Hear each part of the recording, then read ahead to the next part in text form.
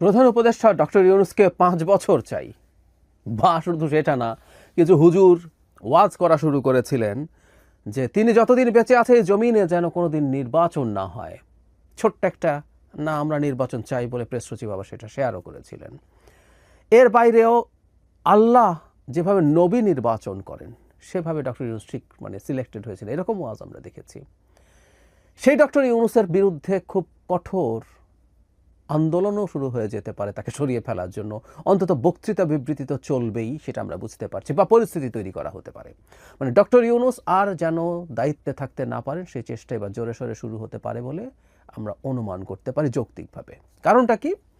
কারণ হচ্ছে ডক্টর ইউনূস অত্যন্ত কঠোরভাবে নির্বাচনের পক্ষ নিয়েছেন।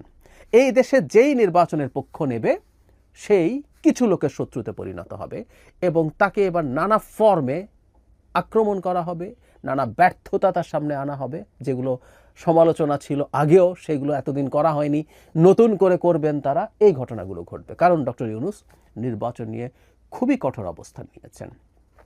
আমরা জানি দুদিন আগে 3টা প্রধান দল, আমরা এখন এই মুহূর্তে 3টা প্রধান দল হিসেবে দেখছি বিএনপি, জামায়াত ইসলামী এবং এনসিপিকে। সংখ্যায় খুব বড় না হলেও এনসিপিতে যেহেতু আমাদের গণ অভ্যুত্থানের গুরুত্বপূর্ণ মুখেরা আছে, সেটাকেও আমরা এখন প্রধান দল হিসেবে বিবেচনা করছি। তো এই 3টা দলের সাথে বসার পর প্রধান উপদেষ্টা যে নির্বাচন নিয়ে অবস্থান এবং বক্তব্য, দ্যাট ওয়াজ ভেরি টাফ। আমরা একটু আগে দেখে নেই ব্রিফিংয়ে বেরিয়ে দলগুলো কি বলছে। জামায়াতের নায়েবে আমির আবদুল্লাহ মোহাম্মদ তাহের বলেছিলেন, চাঁদাবাজি নিয়ন্ত্রণ করতে না পারা অন্তর্বর্তী সরকার কিভাবে এত বড় নির্বাচন পরিচালনা করবে তার নিয়ে জামায়াত ইসলামীও শঙ্কিত এবং উদ্বিগ্ন। তিনি আরও বলেন, আগে একদল বাস স্ট্যান্ড দখলে নিত, এখন আরেকটি গ্রুপ নিয়েছে। অন্তর্বর্তী সরকারকে দখলদারের বিরুদ্ধে ব্যবস্থা নিতে দেখা যায়নি। নাগরিক পার্টির নেতাদের বেরিয়ে তারা বলছেন, জুলাই সনদের আইনি ভিত্তি এবং সাংবিধানিক ভিত্তির জন্য আগামী যে নির্বাচনটি হবে সেই নির্বাচনে যেন গণপরিষদ নির্বাচন হয়। দীর্ঘদিন থেকে তারা গণপরিষদের কথা বলছেন। বিএনপির মহাসচিব বলছেন যে নির্বাচন বিলম্বিত করার চেষ্টা করা হচ্ছে, সেটার কোনো সুযোগ নেই, যে তারিখ দেওয়া হয়েছে সেখানেই নির্বাচন হতে হবে। প্রধান উপদেষ্টা প্রেস সচিব এই যে শঙ্কা আছে সেটার ব্যাপারে যখন দৃষ্টি আকর্ষণ করা হয়েছে, তিনি বলেছিলেন এটা তারা অবহিত এবং তারা এই নিয়ে কাজ করছেন, নিশ্চয়ই কাজ করা হবে এবং আমি বিশ্বাস করি এই শঙ্কা কাটিয়ে ওঠা যাবে। কিন্তু তার যে বক্তব্য সেটা আমি একটু পড়তে চাই। তিনি খুব সরাসরি বলছেন নির্বাচন ছাড়া কোনো বিকল্প নেই, সবাই গেছে তার নির্বাচনের প্রতিশ্রুতি জানিয়েছে। কেউ যদি নির্বাচনে কোনো বিকল্প নিয়ে ভাবে সেটা হবে এই জাতির জন্য গভীর বিপজ্জনক। আমি এই জায়গাটা আবার পড়বো, তার আগে আরেকটা কথা বলেন। এখানে জাতীয় পার্টিও একটা ইস্যু ছিল, আলাপ হয়েছে, বিএনপি বলছে সেটা নিয়ে আলাপ হয়নি, কিন্তু দুটো দল অন্তত তাদের জায়গা থেকে জাতীয় পার্টিকে নিষিদ্ধ করার ব্যাপারে প্রধান উপদেষ্টার কাছে বক্তব্য তুলে ধরেছে। এনসিপি তুলে ধরেছে এবং জামায়াত ইসলামীও তুলে ধরেছে। জামায়াতের এই জায়গাটা ইন্টারেস্টিং। জামায়াত আওয়ামী লীগ যখন নিষিদ্ধ হয় অফিসিয়ালি কোনো অবস্থান নেয়নি। জামায়াতের গুরুত্বপূর্ণ নেতা জনাব শফিকুল ইসলাম মাসুদকে দেখেছি যমুনার ওখানে গিয়ে বসেছেন, পরে শাহবাগে জামাতের বিরাট একটা অংশ এসছে, সিগনিফিক্যান্ট বা চেনা নেতারা গেছেন, ছাত্র শিবির গেছে, ছাত্র শিবির স্লোগান দিয়েছে, কিন্তু যেমন অফিসিয়ালি কোনো স্ট্যান্স নেয়নি। কিন্তু জাতীয় পার্টির ক্ষেত্রে দিচ্ছে। মজাটা হচ্ছে জাতীয় পার্টি কোলাবোরেটর, কিন্তু মেইন অ্যাক্টর না। মেইন অ্যাক্টরের ব্যাপারে তাদের অবস্থান স্পষ্টভাবে অফিসিয়ালি ছিল না, কিন্তু আবার জাতীয় পার্টির ক্ষেত্রে কোলাবোরেটরের ক্ষেত্রে আছে। কেন আছে এটা নিয়ে প্রচুর কথা হয়েছে, প্রচুর কথা বলছি।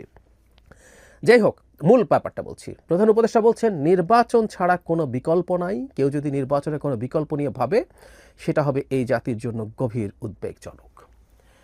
আমরা খেয়াল করব কিছুদিন আগে থেকে একটা ঘটনা ঘটা শুরু করেছে। একের পর এক এনসিপি নেতা প্রধান উপদেষ্টার বিরুদ্ধে তোপ দাগছেন। যেমন তিনি স্বজনপ্রীতি করেন, স্বাস্থ্য উপদেষ্টা ব্যর্থ, এরকম একটা কারণ দেখিয়ে খুবই সিগনিফিক্যান্ট নেতা এনসিপির বলছেন এটা স্বজনপ্রীতির উদাহরণ। তারপরে এই সরকার এনজিওর মতো চালায়, যেগুলো একসময় অনেকে অন্যরা বলতেন। ডক্টর ইউনূসের ব্যক্তিগত কিছু বেনিফিট, তিনি রাষ্ট্রীয়ভাবে নিয়েছেন, ব্যক্তিগত বেনিফিট না, তার সুদ মওকুফ করা, কিছু প্রতিষ্ঠানের অনুমোদন নেওয়া, এগুলো নিয়ে আমরা কথা বলেছি। এগুলো সুন্দর দেখায় না, একেবারেই সুন্দর দেখায় না। এগুলো নিয়ে এনসিপির একজন নেত্রী কিছুদিন আগে বললেন, সম্প্রতি আরেকজন অত্যন্ত কুৎসিত ভাষায় তাকে আক্রমণ করেছেন, সাথে এগুলো যোগ করেছেন। সো এনসিপির দিক থেকে ডক্টর ইউনূসের বিরুদ্ধে তীব্র আক্রমণ শুরু হয়েছে এবং এটা বাড়তে থাকবে, ইট উইল বি ইন্টেন্সিফাইড, কোনো সন্দেহ নাই। জামায়াত শিবিরও এই জায়গায় নামবে এবং শুধুমাত্র যে তাদের দলের ব্র্যান্ডিংয়ে তা না, জামায়াতের তো আসলে অনেক রকম দোকান আছে, ব্যক্তি আছে, তারা তাদেরকে দিয়ে এই কাজগুলো করাবেন। কারণ প্রধান উপদেষ্টা এখন নির্বাচন চাইছেন। এখন নির্বাচন যেহেতু চাইছেন, উনি যদি থাকেন, ওনার যে অবস্থান আছে, মানে তার প্রশাসনিক ব্যর্থতা আছে, তার কঠোরতার অভাব আছে, তার ম্যানেজমেন্টে প্রবলেম আছে, আমরা দীর্ঘদিন থেকে আলাপ করছি এবং যৌক্তিকও এটা। কিন্তু তিনি যতদিন থাকবেন নির্বাচন বানচালের চেষ্টা সোজা হবে না, সহজ হবে না। কারণ হচ্ছে এখানে তো নানান রকম খেলোয়াড় আছে, অনেক খেলোয়াড় খেলতে আসবে যখন নির্বাচন বানচালের চেষ্টা হবে, দেশি এবং বিশেষ করে বিদেশি। দেশি খেলোয়াড়রা খুব সুবিধা করে উঠতে পারবে না, কারণ নির্বাচনের পক্ষে যে অংশটা আছে তাদের শক্তি অনেক বেশি, অনেক অনেক বেশি।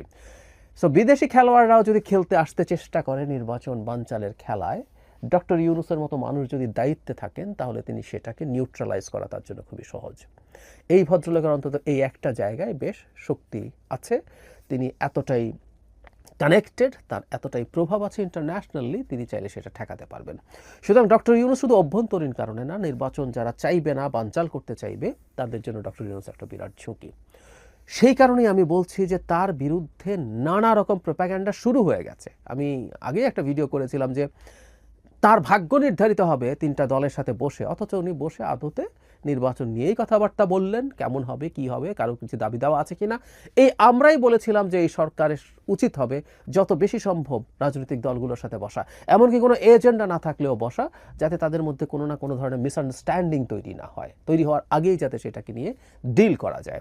তো নির্বাচন যখন এগিয়ে আসছে তখন এই প্রবণতা বাড়তে হবে, কিন্তু আমরা কেউ কেউ বলার চেষ্টা করলাম এদিনই ভাগ্য নির্ধারিত হবে। তার মানে ডক্টর ইউনূস এতটাই ভালনারেবল হয়ে গেছেন যে তাকে আসলে আর ক্ষমতায় রাখা যাচ্ছে না।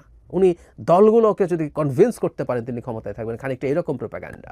এর মধ্যেই প্রধান বিচারপতির সাথে বসছেন, রং দেখানোর চেষ্টা করা হচ্ছে, এখানেও ডক্টর ইউনূস না থাকলে কী হবে সেটা বোঝানোর চেষ্টা। জরুরি অবস্থা জারি করে দিতে যাচ্ছেন, উনি রাষ্ট্রপতির সাথে একটা রুটিন মিটিংয়ে যাচ্ছেন, সেখানেও এইসব করে আদতে ডক্টর ইউনূস আসলে খুব শক্তিশালী অবস্থায় নেই। তার সরকারের ভেতরে যে আরও সরকার আছে, এটা ভুল না, তার সরকারের ভেতরে আসলেই সরকার আছে, সরকারের ভেতরে সরকার থাকে, আসলে একটা গণতান্ত্রিক সরকারের ভেতরেও আসলে থাকে। আমরা খেয়াল করলাম কিছুদিন আগে ডক্টর আসিফ নজরুল এরকম একটা কথা বলে খুবই বিপদে পড়েছেন, অথচ যারা তার সমালোচনা করছেন তাদের আসলে কোনো ধারণাই নাই। সারা পৃথিবীতেই ক্যাবিনেট থাকে, ক্যাবিনেটের বাইরেও একটা কিচেন ক্যাবিনেট থাকে, যেটা তিনি বলার চেষ্টা করেছেন। গণতান্ত্রিক সরকারের মধ্যেও সরকারের ভেতরেও পাওয়ারফুল একটা সেগমেন্ট থাকতে পারে, থাকে, তারা অনেক ক্ষেত্রে পলিসিকে নিয়ন্ত্রণ করতে পারে। সব দেশে পৃথিবীর এটা হয়।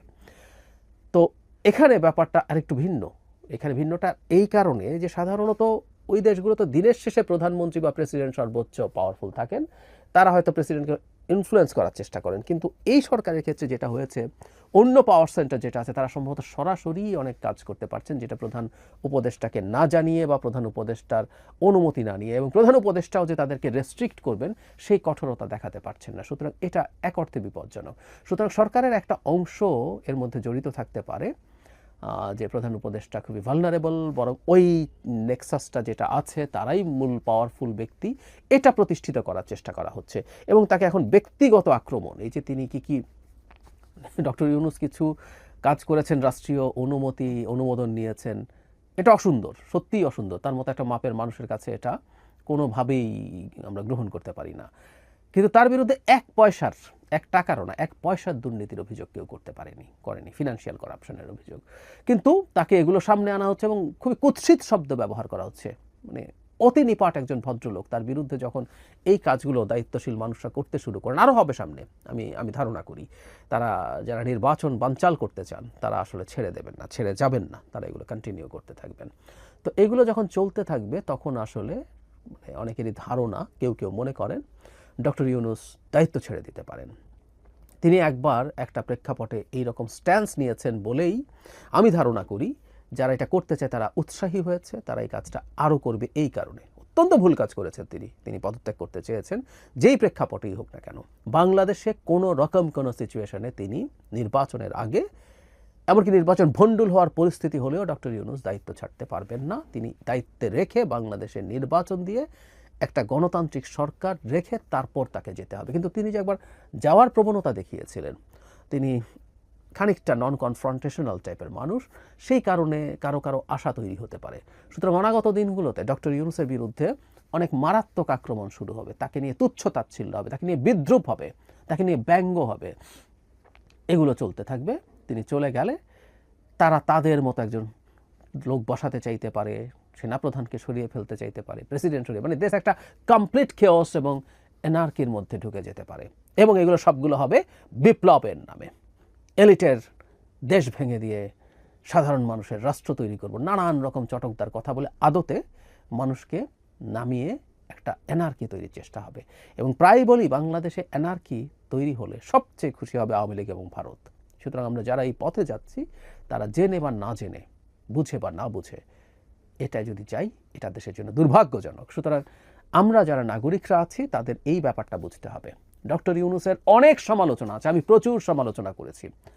আমি তার কাছে একেবারে অকল্পনীয় বেশি কিছু চেয়েছি তা না, কিন্তু যতটুকুও চেয়েছি, যতটুকু বাস্তবভাবেই হওয়া সম্ভব ছিল, শেখ হাসিনার রেখে যাওয়া এই বিধ্বস্ত দেশেও যতদূর সম্ভব ছিল তারও কাছাকাছি তিনি যেতে পারেন নাই। কিন্তু তিনি যদি দায়িত্বে না থাকেন, সেটা আমাদের জন্য মহাবিপর্যয় তৈরি করবে। এটা আমাদের মানতে কোনো বাধা নেই। এবং আমি আরও বলেছি, তিনি দায়িত্বে না থাকলে যে জার্নিটা ছিল, ভারত আমাদের যা করতে পারতো শেখ হাসিনা যাওয়ার পর, আওয়ামী লীগ যা করতে পারতো, অন্যান্য খেলোয়াড়রা এসে যা করতে পারতো, এগুলো বাদ দিয়ে সোফার একটা যথেষ্ট স্টেবল কান্ট্রিতে তিনি এখন পর্যন্ত আমাদেরকে রেখেছেন। বাকি কাজটুকুও করবেন, তাকে আমরা রাখার জন্য, তার থাকার জন্য সব ফাইট করব। তার সমালোচনা হতে পারে, কিন্তু কোনোটাই তার দায়িত্ব থেকে সরে যান, আপনি পারছেন না, আপনি পারবেন না, এই জায়গায় যাওয়া যাবে না। বরং তাকে রেখে কিভাবে